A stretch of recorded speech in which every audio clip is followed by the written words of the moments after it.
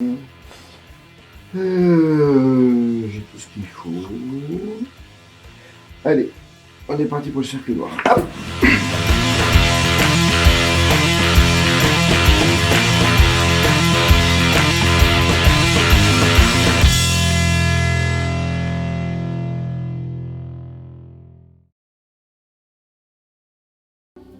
Eh bien nous voilà de nouveau ensemble, et oui Valrhona ensemble, et surtout pour des moments qu'on va passer ensemble, très tout simplement chocolat. Aujourd'hui on va faire une première recette, celle que j'ai décidé de mettre en couverture du livre. La recette en couverture du livre, c'est important pour moi parce que je trouve que c'est un gâteau super simple, puis vous allez voir, avec une même recette, on peut faire plein de petites choses. Donc je vais vous parler de la recette du livre, mais on va faire quelques petites diversions ensemble. Et vous allez voir comment avec un peu d'astuce, d'espièglerie, on fait des gourmandises. Quand on commence à faire une recette chez soi, eh bien il est primordial de s'assurer tout d'abord, comme quand on part en voiture, on vérifie la pression des pneus, le niveau d'huile, on vérifie si tout va bien, s'il y a de l'eau dans le moteur. Eh bien pour faire des gâteaux et ne pas stresser et vraiment passer un bon moment à travers un livre, on fait exactement la même chose, on fait un check-up. La première recette, c'est la nougatine de gruau de cacao. J'ai du beurre, du gruau de cacao, on a du sucre, on a un tout petit peu d'eau, et j'ai oublié, on a de la pectine, soit pectine NH, soit pectine ruban jaune. On a un tout petit peu de poivre, ici, poivre de Timut, on note presque agrumé, pamplemousse, etc. C'est délicieux, on peut y mettre aussi du poivre à queue, on peut y mettre du piment de Jamaïque, si vous aimez les épices. N'ayez pas peur de vous amuser avec les épices. Et chocolat et épices, ça va divinement bien, évidemment. La seconde recette que l'on va réaliser, je trouve que c'est une des recettes les plus intéressantes dans le livre. Les ingrédients, c'est du chocolat Caraïbe, on va l'émulsionner avec de la crème, on va monter des blancs avec du sucre, on va ajouter des jaunes, on a un tout petit peu de cacao poudre, et puis ensuite on va réaliser une ganache mousseuse, une ganache dans laquelle on mélange un tout petit peu de crème montée. C'est vraiment un soupçon, mais ça lui donne une texture divinement onctueuse en bouche. Donc, on a ces trois recettes, on finira par un joli petit glaçage. Donc voilà, on est parti, vous avez vu qu'on est dans ma cuisine. Je ne suis pas à l'école de Valrhona, parce que je me suis dit que chez vous, vous n'avez pas d'inox, vous n'avez pas de carrelage, vous n'avez pas de gros four à 11 000 €, etc. Et puis simplement chocolat, ben, c'est simplement chez nous, vous êtes simplement chez moi. Le cercle noir, scène 3.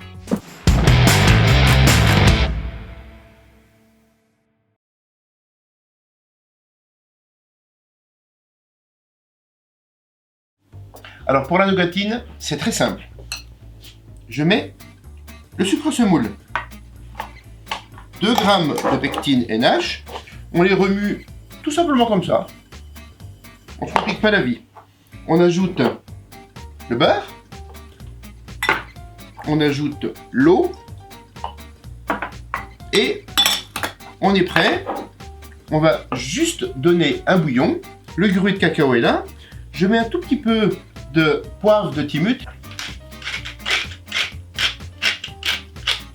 Voilà. Je donne un bouillon et je reviens tout de suite. Donc là, juste un bouillon, ça fait réagir la pectine. Puis il y a une petite astuce, vous allez voir, c'est pour ne pas rater la cuisson de la nougatine, ne pas brûler la nougatine, ne pas brûler le gruau de cacao, parce qu'en fait le gruau, il est déjà torréfié. Donc il y a une petite astuce très importante. Donc là, en fait, vous voyez, la texture est comme une sauce béchamel, il n'y a pas de grumeaux, c'est très onctueux. Le secret, c'est quoi? Bien, le secret, c'est quoi? C'est d'en prélever un tout petit peu, qu'on va mettre de côté sur la feuille de cuisson. Ça va être le témoin de caramélisation. Parce qu'en fait, dès lors qu'on va mélanger le gruau dans cet appareil crémeux, eh bien, le mélange va devenir tout noir. Et là, pour cuire caramel foncé,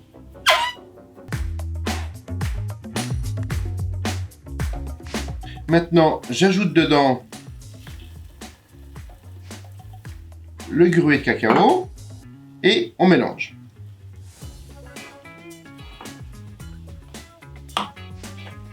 Donc vous voyez, c'est une nougatine, mais qui n'est pas caramélisée. En fait, elle va caraméliser au four. Donc qu'est-ce que je fais maintenant? Je le mets sur la feuille, un papier sulfurisé, ou bien une feuille de silicone. Et je vais l'étaler très finement. Petite astuce pour étaler finement, regardez.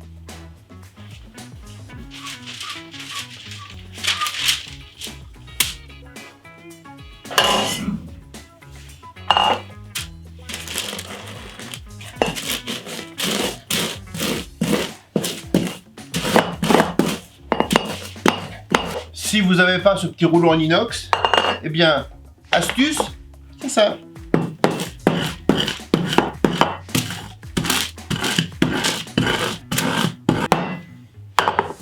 Ça, c'est fait. Ensuite, on retire le papier. Regardez, ça se décolle très facilement. Tout simplement. Vous voyez le petit témoin ici, dans lequel je n'ai pas mélangé de gruau de cacao. Eh bien, c'est lui qui va nous indiquer la parfaite cuisson caramélisée. Alors que lorsque le gruau est mélangé, vous voyez, c'est déjà noir. Donc, on est parti à peu près pour 12-15 minutes de cuisson, 170-180 degrés, pas trop chaud. Je vous rappelle que le gruau de cacao est déjà torréfié, donc on ne doit pas le brûler. Ça, c'est le petit secret. On enfourne. Allez. Et bien voilà, le témoin est super caramélisé. Et donc la nougatine, eh bien vous voyez, elle n'est pas brûlée, elle est super.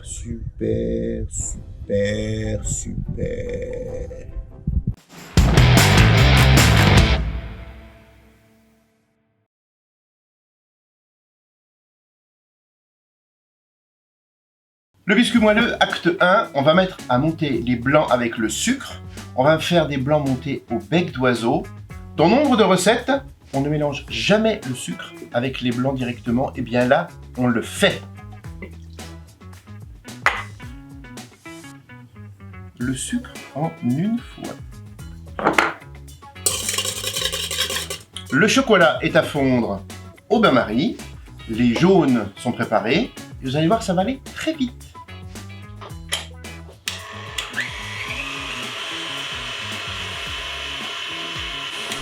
Et comme je vous l'ai dit, sont montés au bec d'oiseau.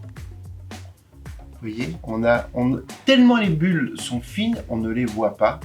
C'est ça qui va créer l'alvéole d'une mousse chocolat, d'un biscuit. C'est ça un des vrais secrets. Jamais à grande vitesse on doit monter ou des blancs ou de la crème. Sinon, on n'a pas de légèreté, on n'a pas une belle allure. Les blancs sont montés, on mélange la crème avec le chocolat, un tout petit peu de cacao poudre, tamisé, et on réalise en fait presque une ganache qui s'émulsionne toute seule parce qu'il y a peu de crème. On ajoute des jaunes,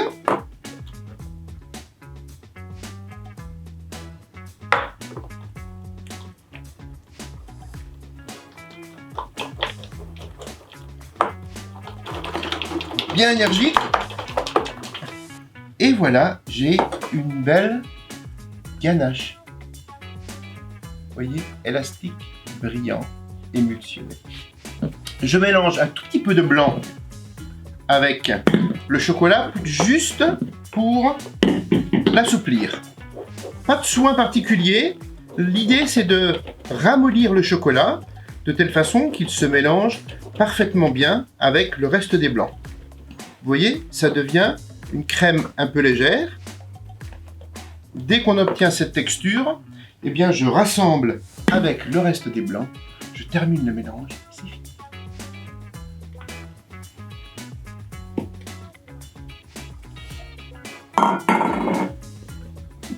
Vous voyez, le chocolat juste allégé se mélange parfaitement bien avec les blancs d'œufs.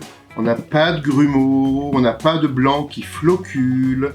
On a une texture, en fait, on a une texture qui est très proche, regardez, qui est très proche d'une mousse chocolat. Vous voyez, la texture est très onctueuse, c'est brillant, c'est le signe que le chocolat a été fondu bien chaud et que ça n'est pas encore cristallisé. Et là, c'est le moment de le mouler. J'ai déjà beurré mon cercle. On garnit un cercle de 18-20 cm de diamètre. Et voilà. Et là, on est parti pour à peu près 9-10 minutes de cuisson à 180-190 degrés. C'est juste un biscuit qui va commencer à souffler. Vous allez voir ce qu'on va lui faire. Et voilà. Donc là, le biscuit est cuit juste moelleux. C'est presque à souffler. On va déposer dessus, on va le couvrir d'éclats de nougatine de gruau. On va remettre au four pour 4-5 minutes, histoire que la nougatine pénètre bien dans le biscuit, qu'elle adhère bien. Et on va couvrir de notre merveilleuse ganache mousseuse.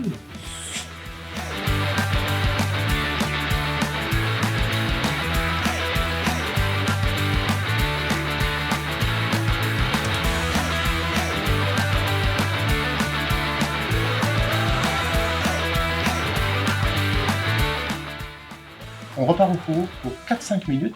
La nougatine va bien s'intégrer dans le biscuit et ce sera cuit.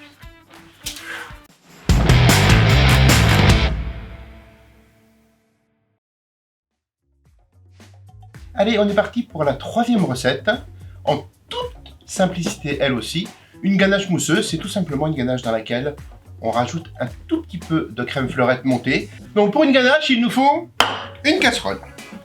On y met un tout petit peu ou de miel d'acacia tel que je vous l'indique sur la recette, ou bien dans notre métier on utilise du sucre averti.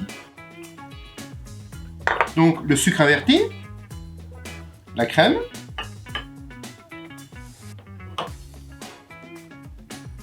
et là on va parler d'une chose que j'adore, c'est le principe de l'émulsion. Je vais bouillir la crème, je reviens. La crème est bien bouillie et on va la mélanger au chocolat en au moins 3 fois. Vous allez voir. Premier ajout et on frictionne. C'est comme une mayonnaise, sauf que la mayonnaise on ajoute l'huile et ici on ajoute l'eau, la crème. La matière grasse, le chocolat est déjà dans le cul de poule. Je l'ai juste fondu au bain-marie ou au four à micro-ondes. Le premier mélange, eh bien on voit qu'il est un tout petit peu granuleux parce qu'en fait il est encore gras puisque j'ai ajouté peu de crème. On continue à frictionner. Frictionner, c'est créer de la force comme pour faire une mayonnaise, mais là j'utilise pas de fouet. Deuxième ajout. Et là vous allez voir, il se passe quelque chose de parfois bizarre, de troublant, voire même ça fait peur. On a l'impression qu'on a fait une erreur. Eh bien non, c'est normal. Au deuxième ajout dans une ganache, il arrive souvent ce phénomène de séparation. On appelle ça trancher, on appelle ça séparer. C'est le moment où la ganache est presque émulsionnée. Il manque encore un tout petit peu d'humidité. Mais regardez, c'est très important que vous compreniez le processus. Vous voyez, j'ai rajouté un deuxième ajout. Et là, je frictionne. Et pourtant, le mélange ne se lie pas. On ajoute un troisième ajout, je frictionne, et là vous allez voir, comme par magie, eh bien, on va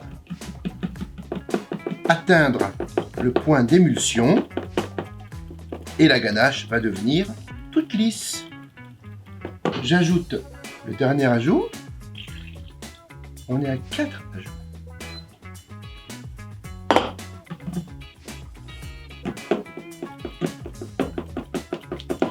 Regardez, juste de l'énergie, et ça y est, la ganache, l'émulsion est arrivée.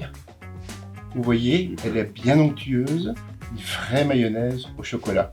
3-4 ajouts, jamais moins. Jamais vous ne feriez une mayonnaise en ajoutant l'huile en une fois. Et bien voilà, on est prêt pour le montage. L'émulsion de Pur Caraïbes est terminée. J'ai juste refroidi un tout petit peu au bain-marie pour que la température soit autour de 35-40 degrés. Vous allez me dire, mais alors 35-40 degrés, comment je fais? Eh bien, soit vous avez un thermomètre, soit tout simplement, on a un thermomètre naturel dans notre corps, c'est les mains, voire l'avant-bras.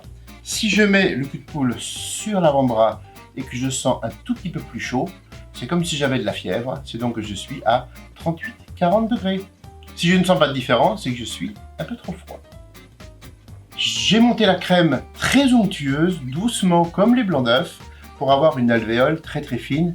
Vous voyez, elle est très onctueuse, très légère. Et on va la mélanger en 2 fois.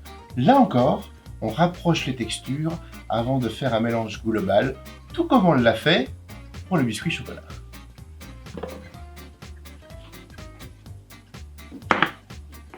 On mélange bien du centre vers l'extérieur et regardez,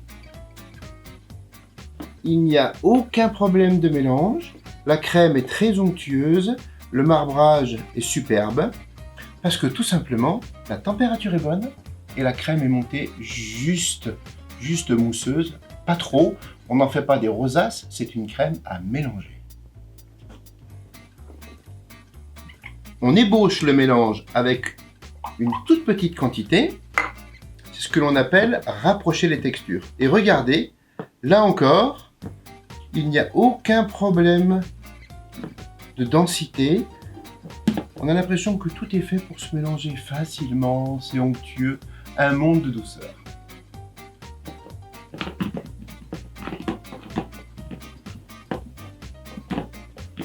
Et voilà! Si la mousse terminée est elle aussi tendre, souple et brillante, c'est que le beurre de cacao n'est pas encore cristallisé. Il est vite temps de le couler sur notre biscuit moelleux.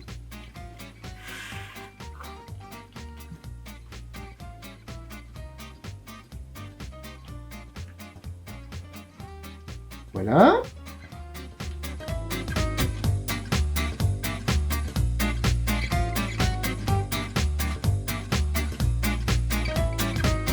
Et voilà, c'est terminé. On part au congélateur au frais pour à peu près une petite demi-heure. Puis voilà, moi je vous retrouve juste après.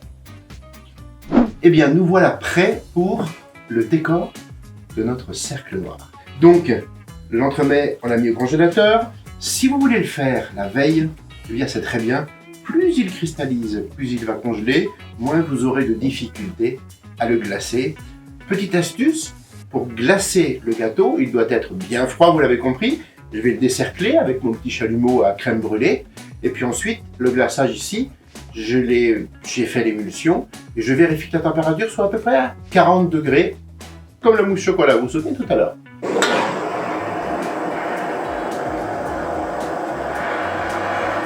On fond surtout pas la mousse chocolat, on tiédit à peine le cercle, on veut surtout pas fondre. Regardez, je mets les doigts sur le cercle et je descends. Si c'est trop juste, un tout petit peu de chalumeau en plus, il faut surtout pas fondre la mousse. Si vous voulez vous aider, petite astuce, regardez, si c'est compliqué, vous le posez dessus et hop, on le pose sur quelque chose de haut et ça se démoule tout seul. On le pose sur notre grille de nappage et on est prêt pour le glaçage. Donc là, il faut aller assez vite parce que le gâteau est bien froid. Le beurre cacao, lui, ne demande qu'à cristalliser. Donc il faut un petit peu d'adresse, mais vous allez voir, c'est facile à faire.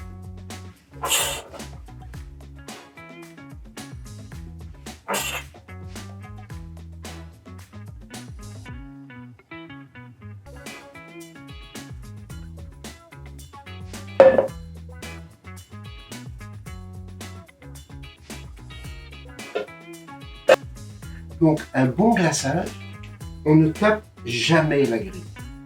Grâce à une recette bien calculée et bien effectuée, c'est-à-dire bien émulsionnée, et bien grâce au glucose, grâce à l'émulsion, grâce tout simplement à votre précision, eh bien, vous allez réussir à faire un produit qui nappe le gâteau. Donc on ne tape pas, surtout pas.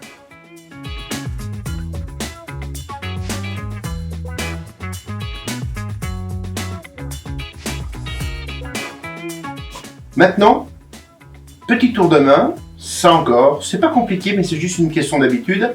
c'est pour bien nettoyer l'entremets, il y a un petit système. Vous allez voir. On appelle ça araser. Araser, c'est fait avec la palette. Je passe la palette sous le gâteau. Et pour lever le gâteau, regardez le geste. Je tourne la palette de façon latérale. Je monte. Je passe la main sous le gâteau. Et regardez, c'est très facile. Je passe la palette sous l'entremet, bien au milieu. Et hop, je lève. Et là, le gâteau, il est prêt à être arasé. Comment je fais? Eh bien, regardez, je prends la palette et je tourne le gâteau et en même temps, je vais passer le nappage sous le gâteau. Regardez. Clac, clac, clac, clac, clac. Je recommence. Regardez. De cette façon-là, on emmène le nappage sous le gâteau. Et de cette façon-là, on a un gâteau parfaitement propre. Et bien voilà, on termine par disposer élégamment, telle une jolie mosaïque, une rosace sur la cathédrale, des éclats de nougatine de gruet, quelques éclats de chocolat noir délicatement étalé, du chocolat tempéré évidemment.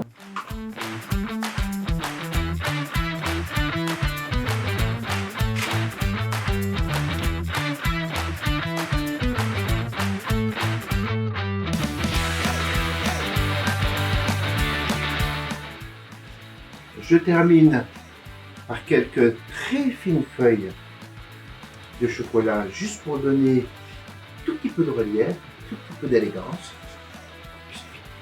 On m'a toujours appris que dans le monde décor, eh bien le mieux est l'ennemi du bien. Donc quand ça suffit, ça suffit.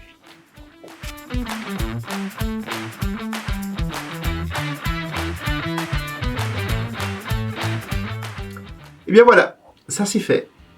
Donc j'espère que ce Simplement Chocolat et le cercle noir n'aura désormais plus aucun secret pour vous. En tous les cas, j'étais très heureux de vous ouvrir pour la première fois ma maison. Je ne l'avais jamais fait. Donc vous étiez chez moi, j'étais chez vous, avec vous. J'ai passé un bon moment. On se dit à très bientôt pour une nouvelle recette en toute simplicité de Simplement Chocolat. Ciao, bye bye. Bon, bah dis donc, ça c'est fait, il y a 1 tonne de plonge. Pâtisser à la maison c'est sympa, mais alors, wouh! Je ferais pas ça tous les jours. et pourtant, c'est bien ce que je fais. Bon allez, hop, on plie les gaules. C'est bon, les micros sont défaits.